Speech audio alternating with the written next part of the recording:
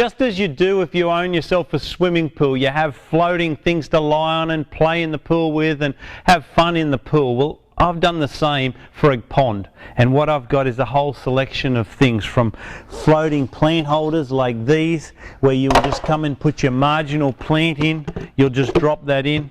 This is a bit of an artificial plant, but it would be a real one if it was a pond, and that will just float around your pond, and it looks quite attractive. The advantage with these floating rocks is that, and floating islands like this one down here, is the fact that people that have got big fish, big koi carp fish, they tear your plants apart, so you can't really have greenery in your pond because they're killing it all the time. Whereas this way you can have these floating islands, and some of them are quite large, like this one here.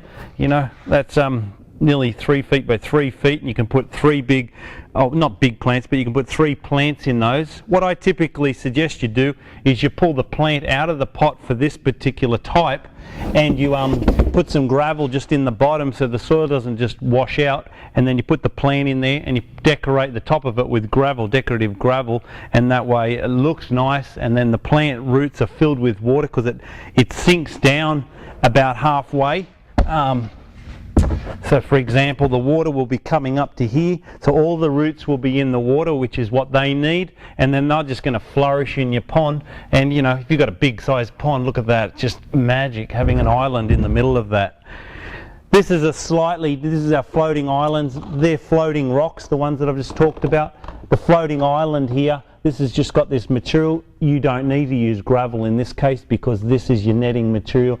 Your roots of your marginal plants are just going to grow all through that, and it's just going to be covered in a mass of plants when the season's right. So this is a larger one. This is 4 foot by 3 foot. That's great. We have, what else we got? These are our sunken hide logs, but also our floating rocks, floating logs I should say. And I'm a turtle enthusiast, so I've grown up always having turtles in Australia. I love putting these in ponds, and they don't turn your colour of your pond tannin colour, which what happens with wood when you put it in water.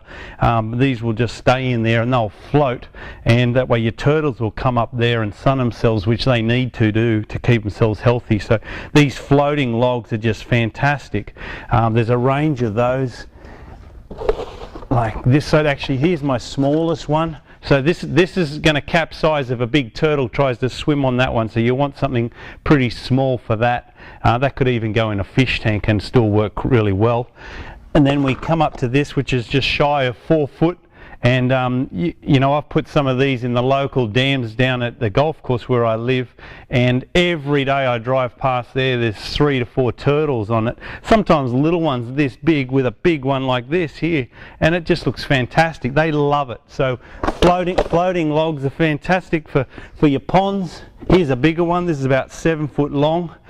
Great, just decorative pieces that you can have sitting in your pond or around the edge of your pond to make it look more natural.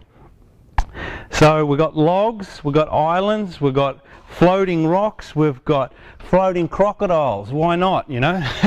I don't know whether it really works, but they say it keeps the heron away when you've got this floating around in your pond. So this is a little freshwater crocodile from Australia, a replica of that. It's about 4 foot long. And then we have, for you Americans, we have a floating alligator. We actually call this our 8 foot floating alligator. I don't know why, because it's actually about 7 foot, but by the way, it looks just as good as the other one.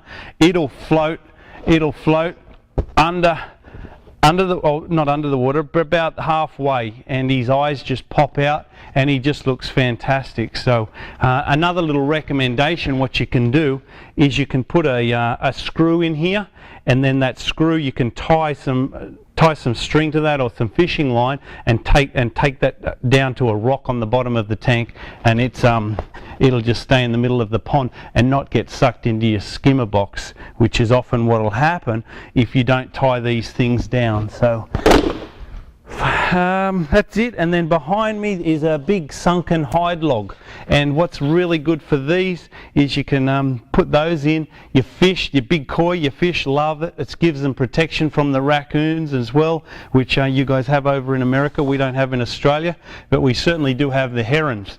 So this way the fish can swim in that. We've got a range of sizes of these, and they look natural and they also work really well for your fish and keeping them a safe spot in your pond. So actually I'm going to move to one more thing for the pond. By the way, let me just run over here. What I hate seeing is seeing a pump and electrical lead and tubing come out of your pond. So we make these pump cover rocks. This is our large one, small and medium, and then they'll simply just cover your pump and then your tubing as well, so you don't see any of that. So whenever you have that shown, keep in mind you've got pump cover rocks to cover that. So whole selection of stuff, all easy and fun to play with. So thanks for joining me.